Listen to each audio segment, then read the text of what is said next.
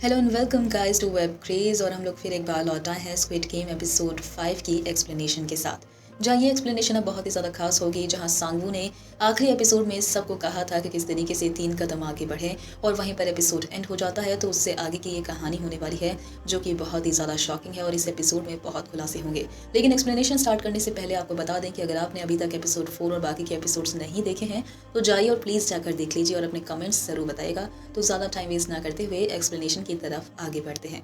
जहाँ एपिसोड 5 की शुरुआत होती है, जहाँ सांगवू सबको कहता है कि मेरे इशारे पर 3 कदम आगे बढ़ना। जहाँ मिन्यो अब कहती है कि पागल हो गए हो क्या। जहाँ सांगवू कहता है कि हमें उन्हें गिराना होगा, एक झटका देना होगा। जिसके बाद जीहुन सबको कहता है कि करो ये सब, और फिर सब लोग आगे बढ़ते हैं सांगवू के इशारों पर। जीहुन बिल्कुल टावर से नीचे गिरने ही वाला होता है कि सांगवू जो होता है वो फिर एक बार इशारा देता है जोर से खींचो, और सामने वाली जो टीम होती है वो भी जमीन पर गिर चुकी होती है। और सांगवू और जीहुन की टीम के पास वो मौका आ जाता है जहाँ सारी टीम एक साथ जोर लगाती है और फिर ओपोनेंट टीम को वो लोग टावर से नीचे गिरा देते हैं और फिर रस्सी कट जाती है। और फिर जिसके बाद जीहुन और उसकी टीम जो होती है वो नीचे जा रही होती है। सिब्योक जिस लड़की को लेकर आई होती है वो एक आदमी को देती है कि किस तरीके से वो भगवान का शुक्रिया अदा कर रहा होता है कि भगवान की वजह से हम सबकी जान बच पाई है और हम सब लोग पापी बन चुके हैं। जहाँ वो लड़की कहती है कि तुम्हें भगवान से ज्यादा उस बूढ़े आदमी और उस आदमी का शुक्रिया अदा करना चाहिए जिसने मौके पर ये आइडिया दिया था कि 3 कदम आगे बढ़ो। और फिर वो लड़की कहती है कि अगर भगवान का शुक्रिया अदा करने से हमारे पाप मिट जाएंगे ना तो फिर मैं भी रिक्वेस्ट करती हूँ भगवान से। जहाँ वो लड़की भी अब प्रेयर करने लगती है उस आदमी का मजाक उड़ाते हुए कहती है कि मैं भी प्रार्थना करती हूँ कि हे ऊपर वाले, हम सब ने एक टीम की तरह काम करा और आगे भी हमें ऐसे ही काम करने की हिम्मत देना जिससे हम और लोगों को तेरे पास भेज सके। फिर सिब्योक अब उन दोनों को ही चुप हो जाने को कहती है और सब लोग नीचे आ जाते हैं। और वो लड़की अब सिब्योक से उसका नाम पूछेगी लेकिन वो बताने से मना कर देती है। जहाँ जीहुन और उसकी टीम अब वापस आती है रूम में, जहाँ हॉक्सो जो होता है वो अपनी टीम के साथ बैठा होता है और मिन्यो और हॉक्सो एक दूसरे को देखते हैं और एक लुक शेयर करते हैं। जिसके बाद जो गेम होता है वो एंड होता है, जहाँ वर्कर्स जो होते हैं वो सारी प्लेयर्स की बॉडीज को जला रहे होते हैं और उन बॉक्सेस के ऊपर वो मार्क लगाने लगते हैं जो कि जिंदा होते हैं और जिन्हें ऑपरेशन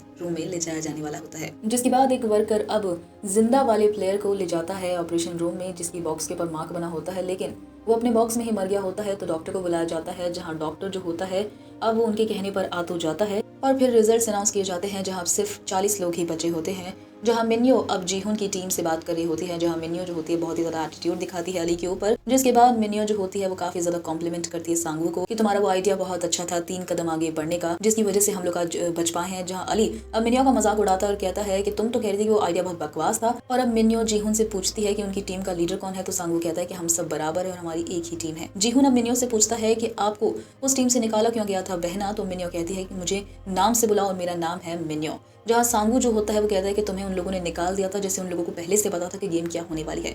जिसके बाद सोने का टाइम शुरू होता है और सोने में सिर्फ 10 मिनट बचे होते हैं, जहाँ सांगवू सबको कहता है कि सब लोग चौकन्ने रहेंगे और शायद दोबारा से लड़ाई शुरू हो सकती है। जहाँ जीहुन अब ये डिसाइड करता है कि सब लोग अपना अपना ख्याल खुद रखेंगे क्योंकि किसी के ऊपर भी भरोसा करना ठीक नहीं है। और अब वो लोग एक दीवार खड़ी करेंगे अपनी टीम को प्रोटेक्ट करने के लिए। और वो लोग अब एक बिल्डिंग खड़ी करने भी लगते हैं, जहाँ हॉक्सो आता है और जीहुन को धमकी देता है कि तुझे क्या लगता है, क्या तू ये एक फालतू सी दीवार बनाकर खुद को बचा लेगा। तो अब जीहुन कहता है कि तेरी टीम में तुझसे भी ज्यादा बड़े बदमाश हैं और अगर मैं तेरी टीम में होता ना तो सबसे पहले तुझे मारता क्योंकि तेरी टीम में सबसे ज्यादा स्ट्रांग तू है। और अब हॉक्सो को अब वो बात लग जाने वाली है और उसे एहसास होने वाला है कि अगला नंबर उसी का है। और अब हॉक्सो अपनी टीम से कहता है कि आज रात कोई नहीं लड़ेगा।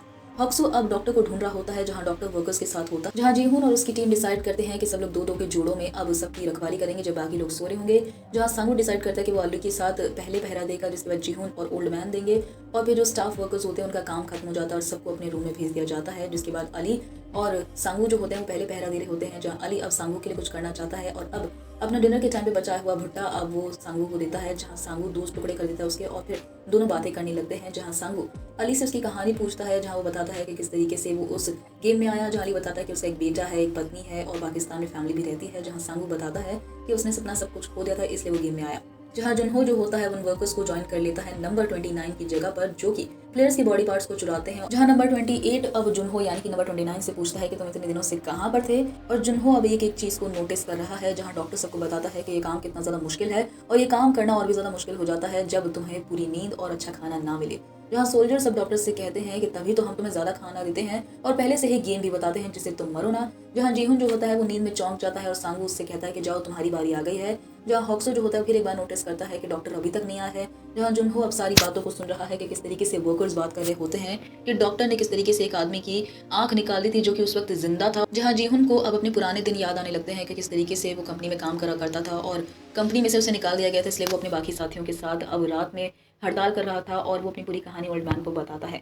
जहाँ वर्कर्स जो होते हैं अभी भी बात कर रहे होते हैं कि किस तरीके से वो आदमी जिंदा था जब उसकी एक आंख निकाल दी गई थी और वो बिल्कुल ज़ॉम्बी की तरह लग रहा था और उसकी सिर्फ एक ही किडनी थी। जहाँ जुनहो इस बात को अब सुनता है तो उसे ऐसा लगता है कि शायद वो उसका भाई था। जहाँ जीहुन जो होता है अब वो ओल्ड मैन का ख्याल रखता है क्योंकि उसको बुखार होने लगता है और सिब्योक उसकी मदद करती है अपनी पानी की बोतल देकर। जुनहो जो होता है अब वो उस आदमी से बात करने लगता है कि ज़ॉम्बी कौन सा आदमी, और वर्कर्स जो होते हैं अब जुनहो के ऊपर शक करने लगते हैं कि कहीं वो कोई बहरूपिया तो नहीं है। जिसके बाद वो अपनी बंदूक को पकड़ने वाला होता है कि डॉक्टर जोर से चिल्लाता है कि ये मेरा ऑपरेशन थिएटर है और सब लोगों का ध्यान भी जुनहो से हट जाता है। जिसके बाद फिर से सीन शिफ्ट होता है। जीहुन को दिखाया जाता है कि वो सिब्योक के साथ अब रात में पहरा दे रहा होता है क्योंकि ओल्ड मैन की तबीयत खराब हो जाती है। जिसके बाद फिर सीन शिफ्ट होता है और जुनहो को दिखाया जाता है कि वो दूसरे वर्कर यानी कि नंबर 28 के साथ अब डिलीवरी के लिए निकल रहा होता है। जहां डॉक्टर जो होता है अब नेक्स्ट गेम के बारे में वर्कर्स से पूछता है, लेकिन वर्कर्स को पता नहीं होता अभी भी कि नेक्स्ट गेम क्या होने वाला है। और डॉक्टर बहुत बुरी तरीके से गुस्सा हो जाता है और कहता है कि अगर तुमने मुझे गेम नहीं बताई तो वो लोग मुझे मार देंगे। जिसके बाद जुनहो जो होता है अब बहुत धीरे धीरे सारी बातों को वो नोटिस कर रहा होता है और नंबर 28 के साथ वो अब सीक्रेट रूम से बाहर निकल रहा होता है जब वो टनल से नीचे जा रहा होता है। जहाँ दूसरी तरफ डॉक्टर बहुत ही ज़्यादा नाराज होने लगता है और उसे किसी भी कीमत पर अब नेक्स्ट गेम के बारे में जानना है और वो एक वर्कर को पकड़ लेता है चाकू की नोक के ऊपर कि अगर तुमने मुझे नहीं बताया कि नेक्स्ट गेम क्या होगा तो मैं इसे मार दूंगा। जहाँ दूसरा वर्कर उसे शांत करने की कोशिश करता है, जहाँ अब चकमा देकर अब उसको डॉक्टर को संभालने की कोशिश करते हैं, लेकिन डॉक्टर अब वर्कर्स को मारकर और चकमा देकर वहाँ से भाग जाता है। के बाद जुनहो को दिखाया जाता है जो कि टनल से नीचे जा रहा होता है और वो देखता है कि एक बॉम्ब होता है। जहाँ नंबर 28 उससे कहता है कि वीआईपीज़ का रास्ता और उस बॉम्ब को मत छूना, जिससे वीआईपी इमरजेंसी के टाइम पे इस रूट से निकल जाए और फिर निकलने के बाद इस रूट को उड़ा दे। हाँ, डॉक्टर को दिखाया जाता है जो कि बहुत ही बुरी तरीके से दौड़ रहा होता है। जहां अब इन्फॉर्मेशन आगे पहुंचा दी जाती है कि किस तरीके से डॉक्टर भाग गया है और प्ले एरिया में पहुंच जाता है। इसके बाद जिस वर्कर के साथ जुनहो बाहर जा रहा होता है डिलीवरी के लिए, वो अब जुनहो के ऊपर चाकू से वार करने वाला होता है। उससे पूछता है कि तू तो बहुत ही ज़्यादा सवाल पूछ रहा है और तेरी आवाज़ भी चेंज हो गई है, तो अपना चेहरा दिखा, तू कौन है। जहाँ जुनहो अब अपना फेस उस वर्कर को दिखाता है और जुनहो की जान अब मुश्किल में है। उस वर्कर ने अब जुनहो को चाकू की नोक के ऊपर पकड़ लिया है, लेकिन जुनहो भी कुछ कम नहीं है और अब उस वर्कर के ऊपर वो गन तान देता है और उससे कहता है कि तू भी अपना चेहरा दिखा। जहाँ दूसरी तरफ डॉक्टर जो होता है वो प्ले एरिया में पहुंच जाता है और सोल्जर आकर अब डॉक्टर से कहता है कि वो शांत हो जाए। तो वहीं जुनहो जो होता है नंबर 28 से पूछता है कि उस ज़ॉम्बी के बारे में पता जिसकी सिर्फ एक ही किडनी थी, क्योंकि वो तुम्हें पता है कि वो कौन था और उसकी दूसरी किडनी कहाँ पर है। वो मेरे पास है और वो मेरा भाई था। जहाँ अब वो वर्कर बताता है कि जुनहो को कि वो आदमी नहीं था जिसकी एक किडनी थी, वो तो एक औरत थी। जिसके बाद सोल्जर जो होता है वो डॉक्टर को शांत करवाने की कोशिश करता है और सोल्जर जो होता है वो अपना फेस दिखाने वाला है, डॉक्टर को कहने वाला है कि मैं भी तुम्हारी तरह एक नॉर्मल आदमी हूँ, और वो डॉक्टर को मारने वाला होता है कि अब तो वहीं उस सोल्जर को आकर अब पीछे से फ्रंटमैन गोली मार देता है। जहाँ जुनहो जो होता है उसे वर्कर बताता है कि किस तरीके से वो औरत ही थी जिस ज़ॉम्बी के बारे में हम लोग बात कर रहे थे, और अगर उसे अभी भी डाउट है तो वो जाकर चेक कर सकता है लिस्ट, क्योंकि सारे प्लेयर्स की एक लिस्ट होती है जो कि लीडर के अब रूम के बाहर स्टेयर्स के पास लगी होती है। और वो वर्कर जो होता है जुनहो को हेल्प ऑफर करता है, लेकिन जुनहो उसे शूट कर देता है, उसे मार देता है। इसके बाद मास्क मैन जो होता है वो सोल्जर से कहता है कि तुम चाहे तो प्लेयर्स की डेड बॉडीज के साथ कुछ भी करो, लेकिन एक सबसे ज्यादा खास चीज जो तुम लोगों ने यहाँ पे इफेक्ट करी है वो इक्वालिटी है। यहाँ पर हम सबको बराबर का मौका देते हैं, क्योंकि ये प्लेयर्स जो होते हैं बाहर की दुनिया में बहुत ही ज्यादा हताश होते हैं, लेकिन यहाँ पर उन्हें एक बराबर का मौका मिलता है अपने लिए लड़ने का और पैसे जीतने का। और फिर वो लोग डॉक्टर को भी मार देते हैं और सोल्जर को भी मार देते हैं। जिसके बाद जुनहो जो होता है स्टेयर्स से ऊपर जाता है और वो अकेले अब उस दरवाजे को नहीं खोल सकता है सीक्रेट रूम के। तो अब जुनहो दूसरा रास्ता लेता है जो कि लीडर के रूम की तरफ निकलता है। तो वहीं फ्रंटमैन जो होता है वो अपने वर्कर्स के साथ ढूंढ रहा होता है दूसरे अब वर्कर्स को जो कि मर चुके होते हैं। और अब फ्रंटमैन उस सोल्जर के पास यानी कि नंबर 28 के पास भी पहुंच जाएगा जिसे जुनहो ने मार दिया था। और अब जुनहो जो होगा वीआईपी रूम में भी पहुंच जाएगा, लीडर की रूम में पहुंच जाएगा और वो देखेगा वीआईपीज के सूट को और मास्क को। इसके बाद प्लेयर रूम में दिखाया जाता है कि सायरन बजने लगता है और सब लोग उठ जाते हैं और जुनहो जो होता है फाइल रूम में पहुंच जाएगा और वो सारी फाइल्स को चेक करने लगेगा। जहाँ वर्कर्स आते हैं नंबर 29 के रूम को अब चेक करने लगते हैं, यानी कि जिस रूम में जुनहो रह रहा था। फिर वर्कर्स आते हैं और सारे प्लेयर्स को कहते हैं कि वो कमरे के बीच में आकर खड़े हो जाएं और एक लाइन बना ले। और जुनहो जो होता है वो 2015 के रिकॉर्ड्स को देखता है कि उसका भाई भी यहीं पर एक प्लेयर के तौर पर आया था। और कहानी अब एक बहुत ही बड़ा ट्विस्ट ले चुकी है। तो शो की कहानी अब बहुत ही बड़ा ट्विस्ट पर आकर रुकी है कि जुनहो का भाई कहाँ है, कौन है, और अगर वो जिंदा है तो वो किस तरीके के हाल में है, और अब किस तरीके से जुनहो को उसका भाई मिलेगा। शो की कहानी में आगे क्या होगा जानने के लिए अभी सब्सक्राइब कीजिए हमारा चैनल। और अगर आपने अभी तक पिछले एपिसोड्स नहीं देखे हैं तो डिस्क्रिप्शन में लिंक मिल जाएगा, वहाँ जाइए और सारे एपिसोड देख डालिए। और आगे के एपिसोड की एक्सप्लेनेशन के लिए अभी सब्सक्राइब कर लीजिए हमारा चैनल। और साथ साथ वीडियो देखने के लिए बहुत बड़ा थैंक यू।